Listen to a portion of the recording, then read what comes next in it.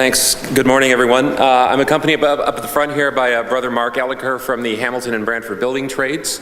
I'd like to thank you all for being here today, and I'd like to thank especially the councillors who aren't on this committee who decided to sit in today, because I know many of you are obliged to be here as being part of the committee, but I know a lot of you have chosen to sit in as well, and I think that it's great that people have chosen to be part of this discussion.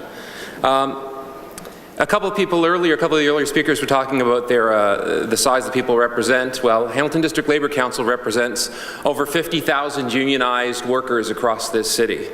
The House of Labour is large in this city. It always has been large.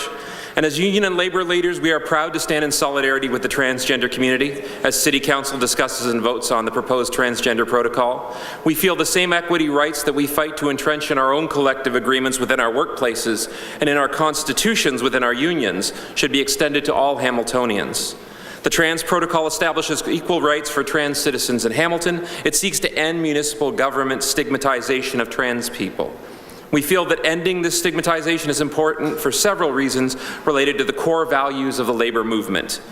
When governments, whether municipal, provincial or federal, treat trans people in an equal way, that action normalizes and encourages transphobia and transmisogyny across society.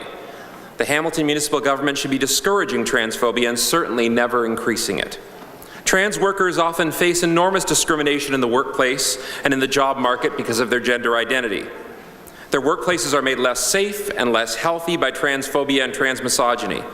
The transphobia and transmisogyny of many employers often prevents trans people from finding secure employment or jobs of any kind at all.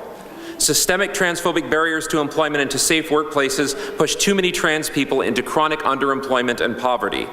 We believe that all trans workers should have the opportunity to seek and hold jobs on an equal basis to cisgender people. No one's job search or workplace should be less safe because of her gender identity or because of their gender identity or gender expression. And we believe that trans people have the right to flourish as full, equal citizens of this city. The City of Hamilton must play its part in ending discrimination and encouraging equality. Much of Hamilton's history is a story of trade unions and marginalized communities standing together to protect human rights and dignity. Council's discussion of this proposed trans protocol is the latest moment in this history. We urge Council to affirm the rights of trans workers and all trans people. And on behalf of the 50,000 members and worker affiliates of the Hamilton District Labour Council, we commit our support to this initiative. And I would also like to spend some of the rest of my time giving special notice to some of the local unions that have signed on to this, because I think they are certainly notable. Who is a gentleman who was here earlier, Brother Darren Green, representing all of the local steelworkers, the Steelworkers Area Council in Hamilton, all of the United Steelworkers across this city. Eric Tuck, the president of the Amalgamated Transit Workers, the gentlemen and women who drive your buses, and all of your public transit all over the city have come out in support of this. Chantal Mancini, president of the Ontario Secondary School Teachers Federation Teachers, the high school teachers, where I am a member of, so I'm very proud that we have signed on. Malcolm Buchanan on behalf of the Congress of Union Retirees. Christine Bartnick on behalf of CUPE 3396, Educational Assistants in the Catholic Board. Annabelle Borges, the first Vice President of the Postal Workers in Hamilton. Sandra Walker, the President of CUPE 5167, who are the city workers who will be dealing with any of these changes on a frontline and daily basis. CUPE 5167 has signed on board. Tamara Dufour, who was here earlier as a member of ETFO, the Elementary Teachers Early Childhood Educators Unit. Aaron Thorson, the President of OPSU Local 241 from Mohawk College.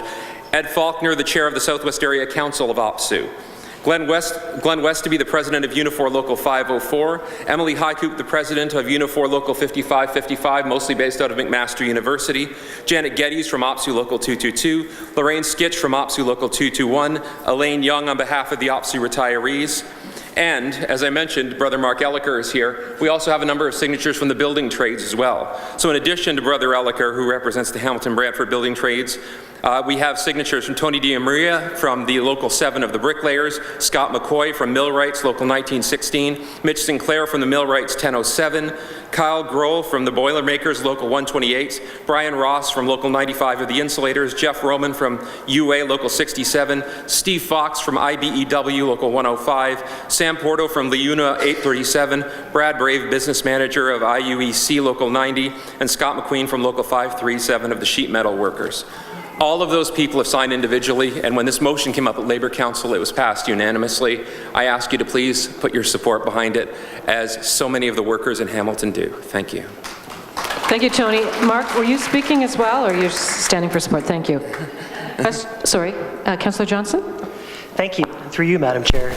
To the Hamilton District Labour Council, thank you for your solidarity. I just quickly add that both the secondary and elementary bargaining units of the Ontario English Catholic Teachers Association of Hamilton are also supporters. And I know that International Women's Day began in 1909 to commemorate the work of the International Ladies Garment Workers Union to secure equal rights for women. And I find it so significant that these pieces are coming together. Thank you very much. Thank you, Councillor. Thank you, gentlemen.